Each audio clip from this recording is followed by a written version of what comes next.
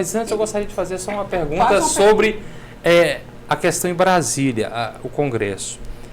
Eu me recordo que certa vez o Fernando Henrique disse que fazia um presidencialismo de coalizão. Na minha humilde opinião, seria um eufemismo para falar, se a gente não se dá bem, não tiver um bom relacionamento, fica difícil a governabilidade. Como está sendo hoje o cenário na Câmara e no Congresso nesse aspecto? Esse é um grande desafio que nós temos. É um grande desafio, sabe? É uma situação muito desafiadora para nós. É o maior desafio. Um dos maiores desafios. Exatamente. Porque, na verdade, nós temos o presidente da República, ganhamos a eleição com o Lula, mas não conseguimos fazer maioria no Congresso Nacional. Pelo contrário, nós somos uma minoria. Se nós somarmos todo o bloco da esquerda, centro-esquerda, do campo democrático, né, comprometido com o Brasil, com a justiça social, né, PT, PSOL, PCdoB, PSB, né, PDT, Rede, Partido Verde, né, nós não chegamos a 160 deputados na Câmara dos Deputados. São 513. Então, a discussão, os acertos realmente, aprovar os projetos que interessam ao nosso governo, tem que fazer acertos. Nós temos, de um lado, um bloco extremamente sectário, extrema-direita, golpista, que é a turma do Bolsonaro, né?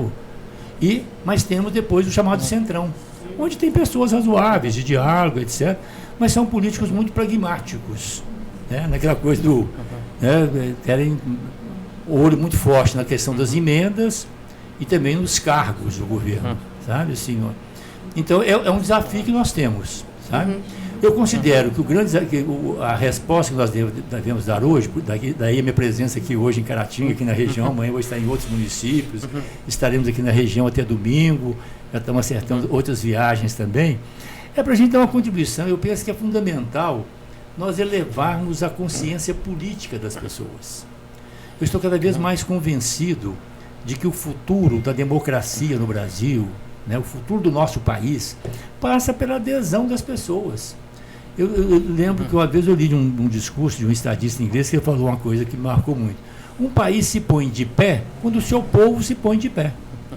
Daí essa importância nossa, que nós retomamos agora, por exemplo, à frente da soberania, o nosso desejo e compromisso é sair pelo Brasil, é levar esse debate sobre a soberania para as assembleias legislativas, para as câmaras municipais, para as academias de letras locais e regionais, né, onde estaremos amanhã aqui em Caratinga, igrejas, escolas, universidades, mobilizar a juventude, sabe? Eu acho fundamental essa questão da cidadania, as pessoas se interessarem pela política. Você não acha que a gente está vivendo um mundo muito egoísta, que as pessoas se preocupam muito com elas? Exatamente. E não é de graça não, Vera. Infelizmente, esse egoísmo, esse individualismo, né? Esse consumismo... Tá bom para mim, eu não me preocupo. Mas por trás disso tem interesses poderosos trabalhando isso. Interessa ao consumo, interessa ao pessoal. Você pega a grande imprensa. Eu defendo rigorosamente a liberdade de imprensa. Passei minha juventude toda lutando contra a ditadura e sempre defendendo, né, a democracia, militei nas... Tem políticos de bem, imprensa tudo bem. Não, pois é, mas a grande imprensa, é claro, tem grandes jornalistas. Mas as empresas são empresas. São empresas poderosas cada vez mais. E elas trabalham articuladas cada vez mais também com empresas que anunciam.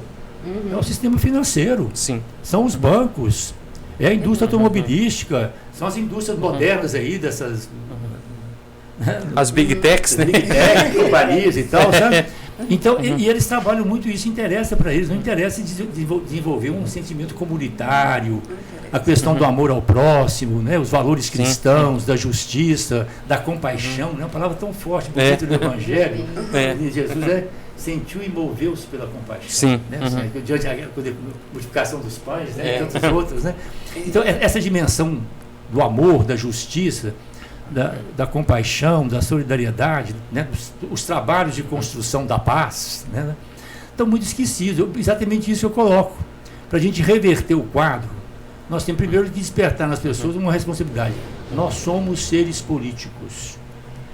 O princípio se os pobres, se os trabalhadores, se as pessoas de boa vontade, se a classe média assalariada, Se os pequenos e médios empreendedores, se a juventude não se interessar pela política, não tenham dúvida, os ricos e poderosos se interessam. E financiam campanhas, e elegem deputados, e governadores, e prefeitos. Então, eu acho que o fundamental é nós recuperarmos. A política é fundamental. O ser humano não existe sozinho. Sim. Nós existimos em comunidade. E na comunidade nós temos que ter política para fazer as leis, as normas, para implementar as políticas públicas. Aquela coisa do Bertolt Brecht, né? O maior analfabeto é o analfabeto político. Então, eu penso que esse é o grande desafio. Viver em sociedade. Então, esse eu penso que é o grande desafio hoje. E uma coisa que está falando do sentido da minha viagem, é nesse sentido de conversar com as pessoas sobre a importância das pessoas, a partir das suas comunidades, das suas cidades, começarem a assumir o seu lugar na política, na sua cidade, na sua comunidade, no seu espaço, sabe assim? Começarem a exercitar os seus direitos e deveres de cidadania. Porque Senão não tem jeito. hoje as pessoas têm uma formação, as pessoas pensam assim, que os políticos só trabalham para o interesse deles. E que todo político é corrupto. Todo político é corrupto. E que o que ele está fazendo ali, ele tem um interesse por trás. Então, é uma classe que está muito sofrida também, com um desgaste muito grande. É um trabalho que tem que ser feito mesmo.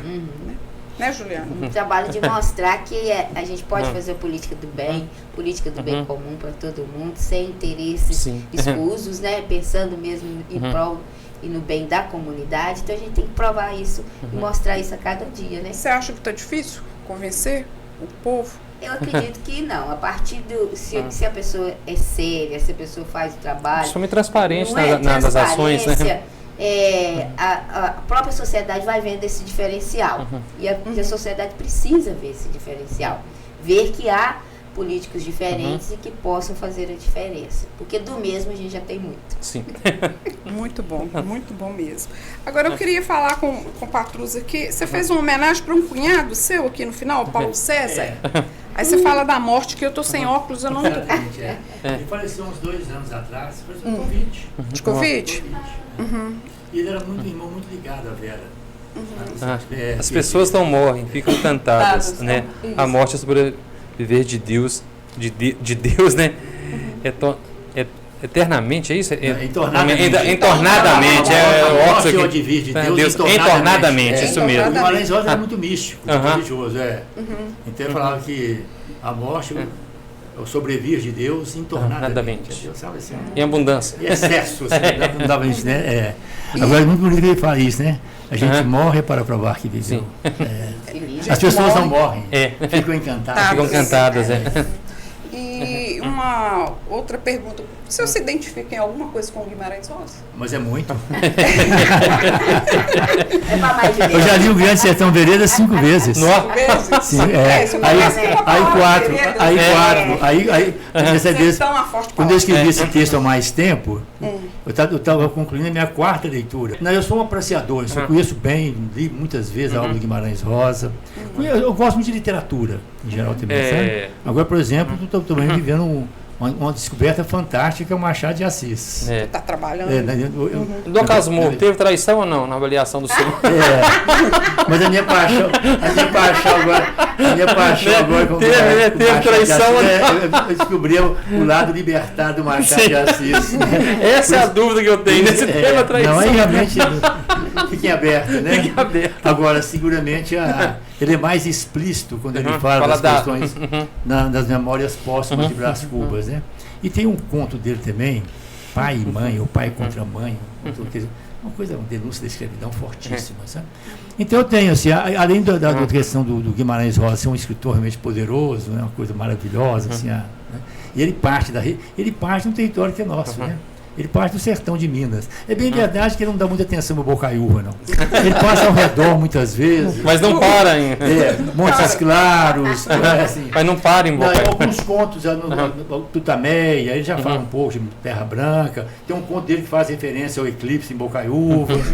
Agora, o Guimarães Rosa, ele parte do sertão de Minas, pegando também o sul da Bahia. O território do Riobaldo, Tatarana, do Grande Sertão, inicialmente é o norte de Minas, o sul da Bahia, e pega uma parte também de Goiás.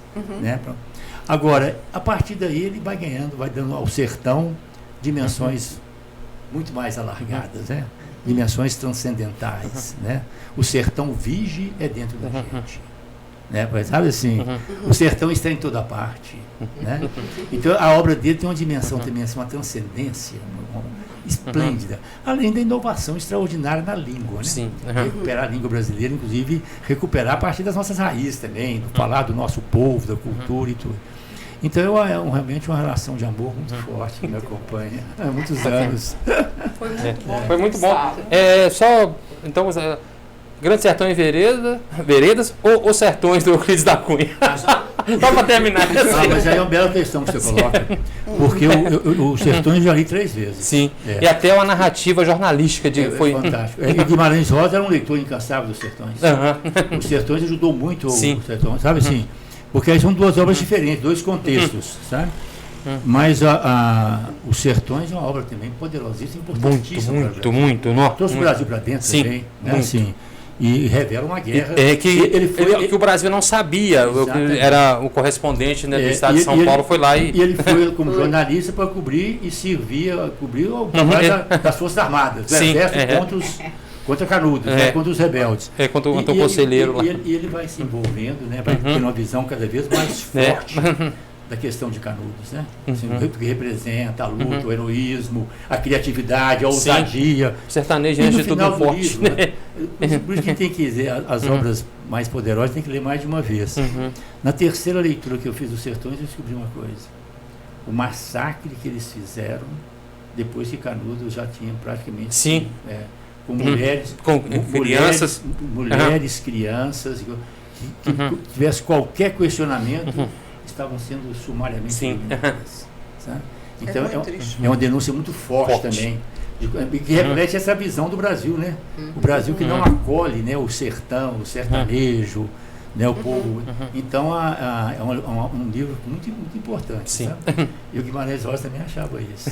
Agora Machado de Assis também, para concluir aqui, não é que as pessoas se encontram. Pode concluir. O Guimarães Rosa, não me falha a memória, ele publicou Os Sertões no começo do século, 2002, uma coisa assim, sabe? O Machado de Assis tinha um estilo literário completamente diferente do Euclides da Cunha. Assim que o Euclides da Cunha publicou Os Sertões, o Machado de Assis levou o Euclides da Cunha para a Academia Brasileira de Letras. Verdade. Algo mais, Vera? Não, se ele quiser completar, quer acrescentar? Não, eu quero deixar, gente, uma mensagem assim, muito fraterna, né? Pessoas vão nos ver, né? Vão nos ler, assistir. Né?